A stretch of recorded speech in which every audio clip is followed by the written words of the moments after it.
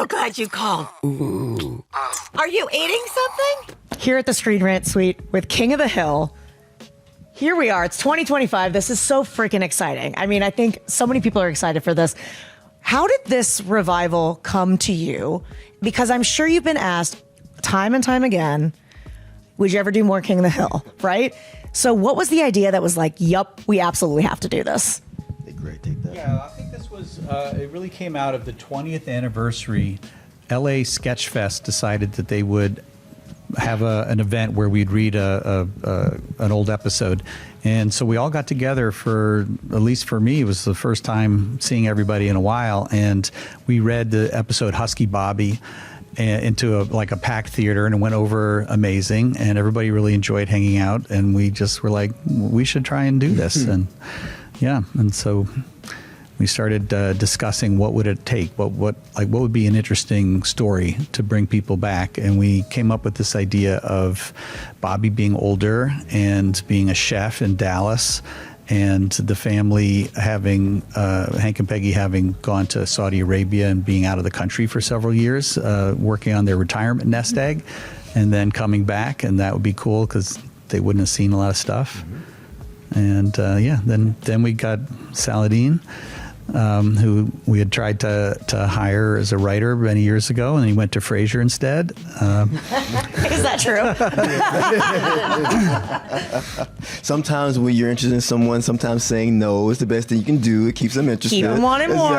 Exactly. Come back 25 years later. A man never runs after a stopped bus. I think one of the landscape has obviously changed so much, but like memes weren't really a thing back then, and I'm curious what your favorite King of the Hill meme or sound. I mean, people I think every day of my life I yell, "That's my purse, I don't know you." Do you have a favorite kind of thing that's become a staple of the culture? I've seen, my sign off for years was, "I said good day, Sheriff." I mean, it seems to be a good one for the road, but also the one of Bobby making a heart out of chocolates, rubbing it on his naked chest. Is they didn't have memes, but they had tattoos. Right. And yes. a lot of our fans have tattoos. There are a lot of King of the Hill tattoos. Yeah. Do you have one, Jezzer? Do you have a King of the Hill tattoo?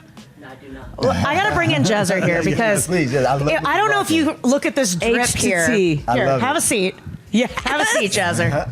So Jezzer is the biggest King of the Hill fan that I know. So I feel like if someone's going to talk to you guys about the show, he has to come in and pick your brains a little bit. So what do you want to know? King of the Hill has taken over San Diego Comic-Con. You got the activation. Mm-hmm. You got the new Funko Pops, the 4-pack that's going to be coming out soon. And then you just announced they're doing a collaboration with Mondo. What is it like to come back to this series and see how much of an impact it's made on so many fans? Great question. I mean, I think at first we were all kind of shocked, and then the fans were so precise, the storylines, they knew all the words. Oh, remember when Peggy changed her shoe from white to black? And I'm like, no, I don't, but thank you for remembering. But I think, for me, I think it was the fans who were saying more Bobby. Yeah, and it feels like somehow they were able to take this formula and the fact that Hank and Peggy moved to oh shit. How do you say it? Saudi. Oh, Saudi Arabia. There you go. It was kind of like the perfect way to make a fish out of water story, but in a world that is familiar. And so you get all that good vintage King of the Hill juice, like that village, Arlen, and all of the characters. But there's this new element, which is kind of brilliant. And I always say that I learned so much about writing from being on King of the Hill for all those years, and just trusting the writers and the showrunners and to protect this world. And it's not just they're being gross because people are doing reboots or whatever. It's authentic, and it's so important that it stayed that way, and we feel really excited about it. And it's crazy in terms of the impact on the fans, like you said, that we see around. I just sent Greg a video. I was at the Hollywood Bowl last week at a concert by an artist named Sir, who's a black artist who grew up in Inglewood, and one of his most popular songs is called John Redcorn, and he actually uses animation like King of the Hill in the music video, and just versions of our characters, based on this world. And so, that kind of shows the reach that the show had, and it's very cool to see that represented, here too at Comic-Con. It's amazing. Now, you guys are, a big family. You've been doing this for years. How was it coming back going into this family and kind of like picking up where they left off?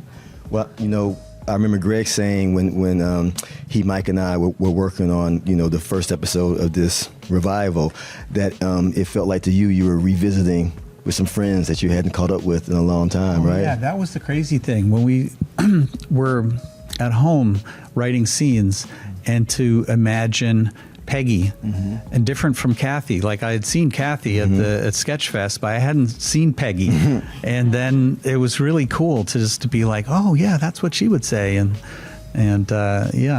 think that the characters are really strong after 275 episodes, really strongly defined characters, and they just kind of have an existence of their own, and it's interesting to see them react to new stuff. And the thing that I was really moved by was that it wasn't like old stories were just retold again, but later there was new stories about the people that we loved or hated. Same group of people, but new stories. And that's, as we know, not easy. So I was really, what did I send you? $2.50, right? I think so, that's why we brought you back.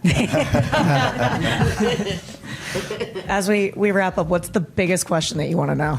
I gotta know. Are we ever going to get to see Junichiro again? The Japan episode was one of my favorite episodes, and we didn't get to see him after that. Yeah, it's funny you should bring that up.